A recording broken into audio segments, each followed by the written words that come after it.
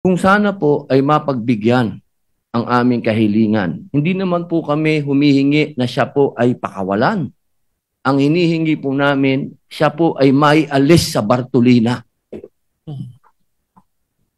Ginoong Pangulo, gusto ko lamang pong ipaliwanag ang aking boto kung bakit ako po'y bumoto ng oo, yes.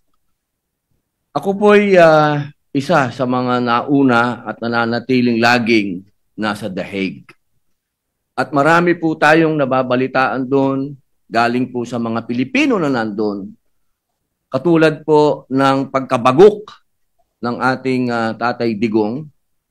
Ito po'y natagpuan na walang malay sa kanyang Bartolina at siya po ay nadala sa ospital at doon po ay alhamdulillah wala naman pong nakitang damage sa kanya.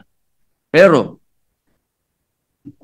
hanggang kailan po kaya mangyayari yung ganito na wala pong tayong mababalita ang balita na gigimbal sa ating lahat? Nabanggit po kanina yung mga nakulong doon. Pero hindi po nabanggit ang isang namatay doon. Si Slobodan Milosevic ay namatay po daw ng heart attack sa loob ng ICC. Pero pinaniniwalaan po ng kanyang pamilya na siya po ay nabigyan ng maling gamot.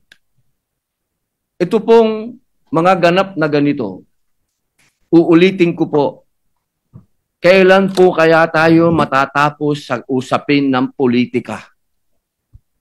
Kailan po kaya natin ititindig ang ating pagka-Pilipino at ating ipaglalaban ang kababayan natin na nakakulong sa banyagang bansa at nagdurusa at nag-aantay ng paghuhusga ng mga dayuhan?